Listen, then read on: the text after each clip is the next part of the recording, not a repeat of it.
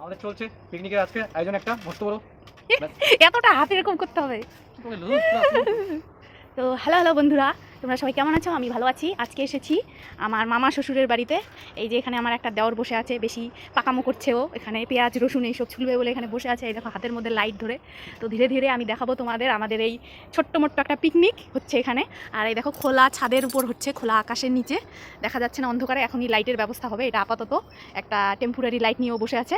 তো ধীরে ধীরে আসছে। এখানে গ্যাসের মধ্যে এটা জল বসিয়ে দিয়েছে, ভাতের হাঁড়ি।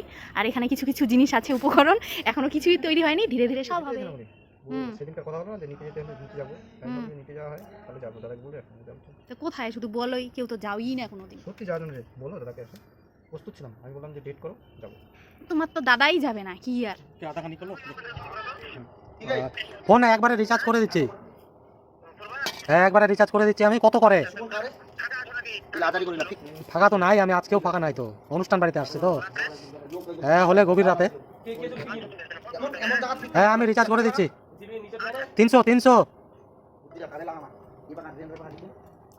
এই দিক দিয়ে আমাদের দেখো পেঁয়াজ রসুন আদা সব কাটা শেষ, কমপ্লিট।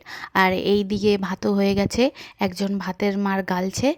এখন শুরু হবে আস্তে আস্তে পরের পর্ব।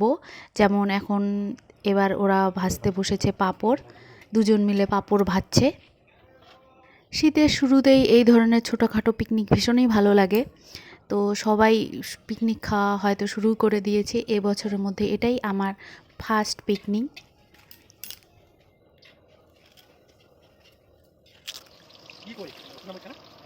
এখন ধীরে ধীরে শুরু হয়ে গেল মাংস রান্নার প্রস্তুতি। এই যে কড়াইয়ের মধ্যে তেলের মধ্যে পেঁয়াজ দিয়ে দিচ্ছে, এরপর দিয়ে দিবে সামান্য লবণ আর বিভিন্ন মশলা যা যা হয়।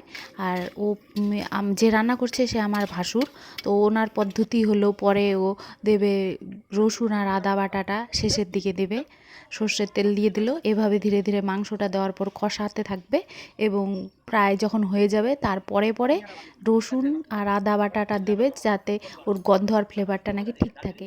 আর এখানে একজন দিয়ে দিল কাঁচা লঙ্কা। আর এই দিকে আমার এক দেওর আমার জন্য নিয়ে এসেছে গ্রিন টি।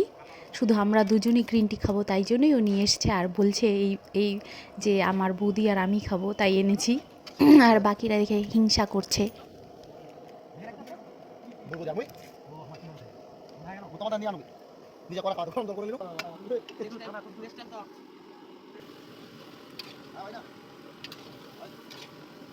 পেঁয়াজটা একটু কষানোর পরে এখন দিয়ে দেওয়া হচ্ছে মাংস।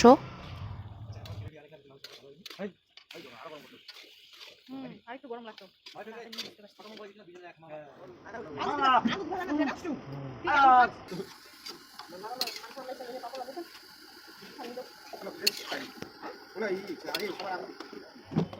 এবার মাংসটা প্রায় 80% হয়ে গেছে কুকড। এবার এই যে বলছিলাম যে লাস্টের দিকে এসে আদা রসুন বাটা দেয়, তাই আদা রসুন বাটাটা রান্নাটা হওয়ার আগে আগে দিল। তার মধ্যে গরম জল দিয়ে এবার আরও খানিকক্ষণ কষাবে।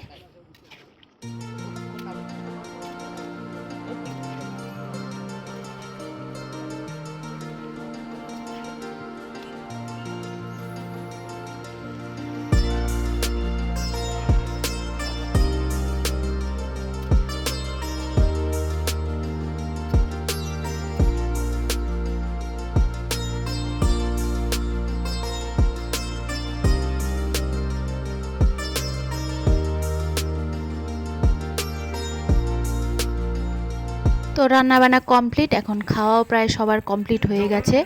তো আমার খাওয়ার ক্লিপটা আমি তুলতে পারিনি, আর আমি এই ক্লিপটা অন্য একজনকে তুলতে বলেছিলাম। খুব স্বাদ, একদম মুলায়ম, জুসি জুসি। So beautiful. খালি মুগলা তুলি না, দা মুগলা তুলি। Okay okay okay. So powerful, so beautiful. ভাইটা এই যে ভাইটা খুব লজ্জা করছে, এত রান্না সুন্দর হয়েছে, ভাইটা লজ্জা করছে। তো এই ছিল আমাদের ছোট্ট একটা ছাট পিকনিক। তোমাদের সবার কেমন লাগলো অবশ্যই জানিও। আজকের মতো ভিডিওটা এখানেই শেষ করলাম। টাটা। আমার তো এত ভালো